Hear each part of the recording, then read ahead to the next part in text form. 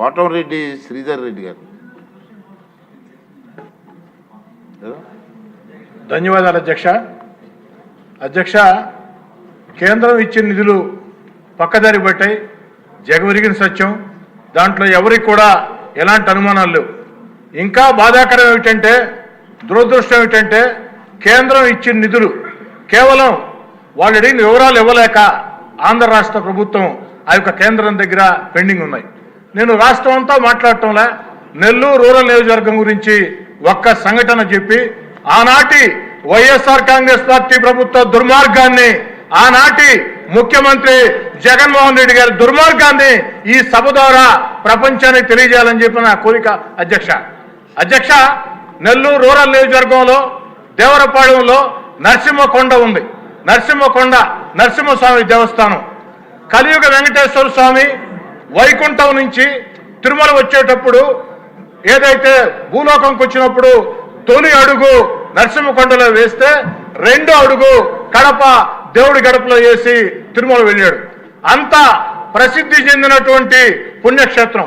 ఆ పుణ్యక్షేత్ర అభివృద్ధికి ఆనాటి ముఖ్యమంత్రి గారు చుట్టూ తిరిగి అభివృద్ధికి నిధులు ఇవ్వకున్నా నేను నాకున్న వ్యక్తిగత సంబంధాలతో ఆనాటి భారత ఉపరాష్ట్రపతి, ఈనాటి మాజీ ఉపరాష్ట్రపతి వెంకయ్యనాయుడు గారి సహకారంతో వెంకయ్యనాయుడు గారు తన పదవిని ఏదైతే పూర్తయ్యే కాలంలో ఆఖరి లేఖ కేంద్రానికి రాశాడు. ఇది నెల్లూరు జిల్లాలో ఉంది. నెల్లూరు రూరల్ ఎమ్మెల్యే చెప్పేది వాస్తవం. కేంద్ర ప్రభుత్వం నిధులు ఇవ్వాలంటే వెంకయ్యనాయుడు గారి మీద గౌరవంతో ఆనాడు టూరిజం శాఖ మంత్రి కిషన్ రెడ్డి గారు ఏదైతే 50 కోట్ల రూపాయల నిధులు కేంద్రం నేరుగా విడుదల చేసింది. ఇందుకు ఈనాటి మంత్రి సత్యకుమార్ గారే ఒక సాక్ష్యం. అయితే బాధాకరం అధ్యక్ష, ఆ నిధులు విడుదల చేసిన తర్వాత 15 రోజులకి వైఎస్ఆర్ కాంగ్రెస్ పార్టీకి నేను దూరం కావాల్సి వచ్చింది. కానీ వైఎస్ఆర్ కాంగ్రెస్ పార్టీ దూరం జరిగినా ఖచ్చితంగా నరసింహస్వామికి న్యాయం చేస్తారు. దేవుడి మీద నమ్మకం ఉండేవాళ్ళు ఈ పని ఎవరో కూడా ఆపరం భావించా. కానీ ఆనాటి ముఖ్యమంత్రికి ప్రజల మీద నమ్మకం లేదు, దేవుడి మీద నమ్మకం లేదు. దుర్మార్గంగా దాన్ని ఆపేశారు. అనేక సార్లు ఆనాటి ముఖ్యమంత్రి పేషి అధికారులకి, ఎందుకంటే ఆనాటి ముఖ్యమంత్రి పేషి అధికారులు ఫోన్లు చేస్తే ఫోన్లు ఎత్తుకోరు. ఎమ్మెల్యేలు ఫోన్లు చేస్తే గుడ్ మార్నింగ్, గుడ్ నైట్ మెసేజ్లు పెట్టి ప్రతిరోజు కూడా వెంటబడినా అతిగెత్తి లేదు. ఈరోజు అది ఏ స్థాయిలో ఉంది, ఎక్కడ ఉంది? ఏదైతే నెల్లూరు రూరల్ నియోజకవర్గంలో ఒక భారతదేశంలోనే విశిష్ట దేవస్థానం దేవరపాళెం నరసింహకొండ దేవస్థానం కేంద్రం ఇచ్చిన 50 కోట్ల రూపాయల డబ్బులకి రాష్ట్రం డిపిఆర్ ఇచ్చిందా లేదా? దానికి కనీసం ఇప్పటి ఆర్థిక శాఖ మంత్రి గారైనా చర్యలు తీసుకొని న్యాయం చేస్తారా లేదా? నా మాటలు ముగించే ముందు ఒక మాట అధ్యక్ష. నెల్లూరు చెరువు ఒడ్డున పవిత్ర స్వర్ణాల చెరువులో అమృత్ పథకం కింద ఆనాటి ముఖ్యమంత్రి చంద్రబాబు నాయుడు గారు 2014-19 ముందు, అదేవిధంగా పొంగూరు నారాయణ గారు ఎంతో చొరవ తీసుకుని నిధులు విడుదల చేశారు. ఎన్టీఆర్ నెక్లెస్ రోడ్ అని చెప్పని. కానీ కొంతమేరకు పనులు పూర్తయిన తర్వాత ప్రభుత్వం మారింది, ఆ పనులు ఆగిపోయినాయి.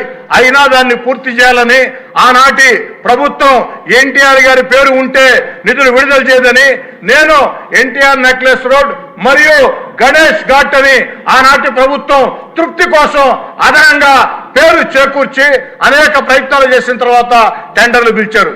కాంట్రాక్టర్ టెండర్ వేశాడు. కాంట్రాక్టర్ టెండర్ వేసిన తర్వాత అగ్రిమెంట్ చేసుకున్నాడు. కానీ పనులు ప్రారంభించాల. ఇది ఎంతవరకు న్యాయం?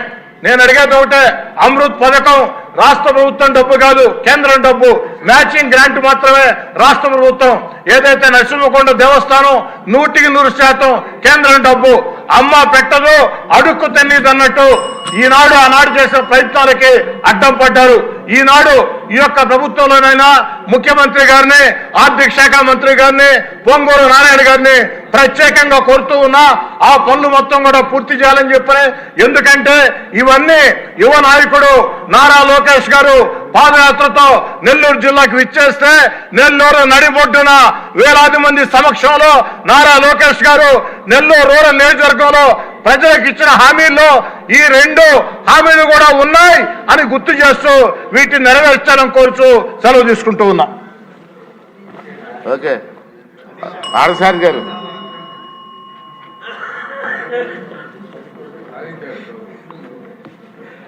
అధ్యక్ష, ఈరోజు మిమ్మల్ని అధ్యక్ష అని పిలవడానికి అవకాశం ఇచ్చినటువంటి ఆదోని ప్రజలకు ధన్యవాదాలు తెలుపుతా ఉన్నాను. ఇదే సందర్భంలో ఇది మంచి చర్చ అధ్యక్ష. కేంద్ర ప్రభుత్వం రాష్ట్రానికి గత 5 సంవత్సరాలుగా ఎంతో పెద్ద నిధులు ఇచ్చినప్పటికీ కూడా అవి పక్కదావ పట్టించడం అనేది చాలా దారుణమైన విషయం అధ్యక్ష. కేంద్ర ప్రభుత్వం రాష్ట్రంలో సుమారుగా 142 పథకాలను అమలు చేస్తాం. వీళ్ళు జగన్మోహన్ రెడ్డి గారి ప్రభుత్వంలో మనం చూసాం, నవరత్నాల పేరు మీద 9 రత్నాలు పథకాలు ఇస్తే రాష్ట్రమంతా బాగుపడుతుందని ప్రజలు నమ్మించినారు.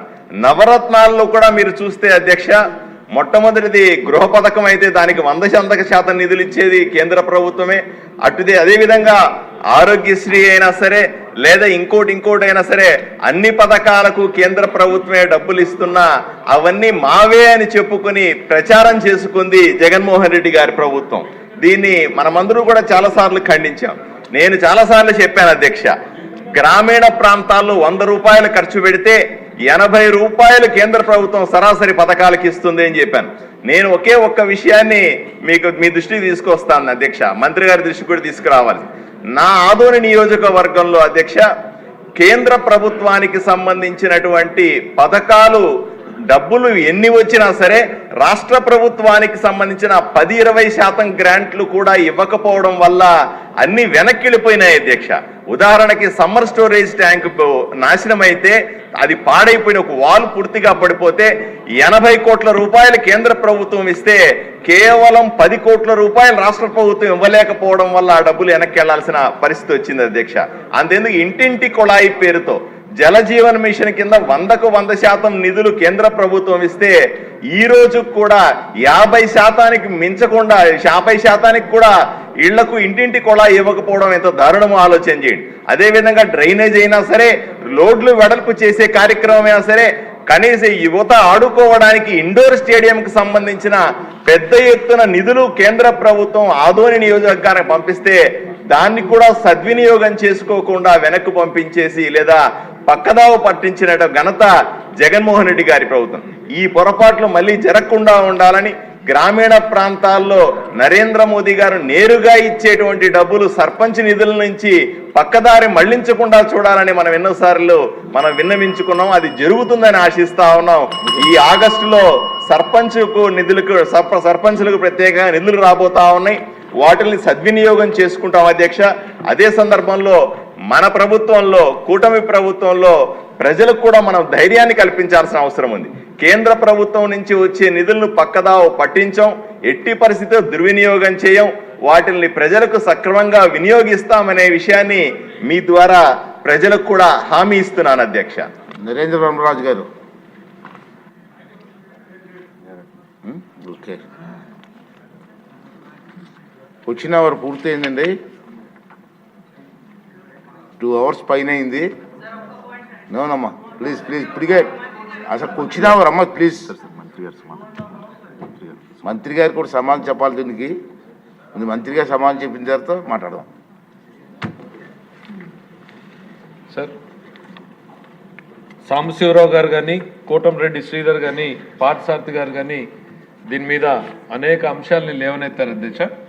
శ్రీధర్ రెడ్డి గారు లేవనెత్తినటువంటి దేవరపాలెం నరసింహస్వామి దేవాలయానికి సంబంధించి కేంద్రం ఇచ్చినటువంటి నిధుల్ని అడిగారు. దాన్ని తప్పకుండా పరిశీలిస్తాం, ఎక్కడుంది అనేటువంటిది ఆ సభ్యుడికి కూడా తెలియజేస్తాం అధ్యక్ష. దాంతోపాటు ఎన్టీఆర్ నెక్లెస్ రోడ్ అనేటువంటిది అమృత్ పథకం, మీ జిల్లా మంత్రి గారే ఉన్నారు, తప్పకుండా వారు దాన్ని పూర్తి చేస్తారనేటువంటిది నమ్మకాన్ని కలిగిస్తున్నాం అధ్యక్ష. ప్రధానంగా అనేక కేంద్ర ప్రభుత్వం నుంచి వచ్చేటువంటి నిధులు ఆగిపోయినటువంటి విషయం వాస్తవం అధ్యక్ష. ఇక్కడ 60% వాళ్ళు ఇచ్చేటువంటి స్కీమ్స్ కొన్ని ఉన్నాయి, 70% వాళ్ళు ఇచ్చేటువంటి స్కీమ్స్ ఉన్నాయి. మనం 30%, 40% పెడితే మనకు ఉపయోగపడేవి. చిన్నపిల్లలకు ఉపయోగపడేటువంటి పథకాలని కూడా వీళ్ళు ఉపయోగించుకోలేదు, మహిళలకు ఉపయోగపడేటువంటి పథకాలను ఉపయోగించుకోలేకపోయారు, రైతులకు ఉపయోగపడేటువంటివి, ట్రైబల్స్కి ఉపయోగపడేటువంటివి, దళితులకి ఉపయోగపడేటువంటివి, ఇట్లా అన్ని వర్గాల ప్రజల కోసం కేంద్రం ఇచ్చేటువంటి నిధుల్ని కూడా సద్వినియోగం చేసుకోకుండా దాదాపు ఆ పథకాలన్నీ ఆగిపోయి ఇవాళ ఎకానమీనే ఒక గ్రైండింగ్ హాల్ట్కి వచ్చేటువంటి పరిస్థితికి తీసుకొచ్చారు అధ్యక్ష. తప్పకుండా దీన్ని సభ్యులు అడిగారు, మన వైట్ పేపర్ పెట్టాలని. ఈ నెల ఈ సెషన్ చివరి రోజుల్లోనే ఈ రాష్ట్రంలో జరిగినటువంటి ఆర్థిక విధ్వంసం మీద ఇదే సభలో మనం వైట్ పేపర్ ప్రవేశపెట్టబోతున్నాం. దాని తరువాత తప్పకుండా సభ్యులు అడిగినట్టు సాధ్యమైనంతగా ఈ సమాచారాన్ని ఇంకో రూపంలో తీసుకొస్తే మరిన్ని వివరాల్ని సభ్యులందరికీ కూడా అందజేస్తాం. ఎందుకంటే అధ్యక్ష, రాష్ట్ర ప్రజలు కూడా తెలుసుకోవాలి అధ్యక్ష, పరిపాలన అంటే ఎట్లా జరుగుతుంది, మేము చెప్పింది ఏదో 4 పథకాలు చేస్తే చాలు అనేటువంటిదా, లేకపోతే సమగ్రమైనటువంటి అభివృద్ధిని కేంద్రం రాష్ట్రం కలిసి చేయాలా అనేటువంటిది ప్రజలు కూడా తెలుసుకోవాల్సినటువంటి అవసరం ఉంది అధ్యక్ష. తప్పకుండా ఈ వివరాలన్నింటి కూడా సభ ముందు పెడతామనేటువంటిది కూడా మీకు తెలియజేసుకుంటున్నాను అధ్యక్ష. నెక్స్ట్ వచ్చిన వారు ముగిసిందండి. ఒక విన్నపం, క్వశ్చన్ నెంబర్ 94, 96 ఇది సమాధానం ఇచ్చినట్లుగా మీరు అందరూ భావించాలి. కారణం ఏంటంటే ఎవరైతే క్వశ్చన్ వేశారో ఆ సభ్యులు రాలేదు, అంచేత సమాధానం చెప్పినట్టుగా భావించుతున్నాను. క్వశ్చన్ నెంబర్ 104 మంత్రి గారు ఢిల్లీలో మీటింగ్లో ఉన్నారు, అంచేత ఈ క్వశ్చన్ పోస్ట్పోన్ చేస్తున్నాం. ఇప్పుడు 0 అవర్ కూడా నేను కోరేది ఏంటంటే, వచ్చిన అవర్ మనకు 1 అవర్ ఇచ్చారు టైం అనుకున్నాం, 2.5 గంటలు అయింది ఫస్ట్ సమావేశం కాబట్టి నడిపించాం. ఇప్పుడు 0 అవర్ మనకు స్టార్ట్ చేస్తున్నాను. సబ్జెక్ట్ చాలామంది పేర్లు ఇచ్చారు, ఒక్కొక్క నిమిషంలో పూర్తి చేస్తే మంచిగా. మళ్ళీ బ్రేక్ ఉంది, టీ బ్రేక్ కూడా ఉంది కాబట్టి ఒక్కొక్క నిమిషంలో చేస్తే అందరికీ వస్తుంది, లేకపోతే 50% మాట్లాడే అవకాశం వస్తుంది.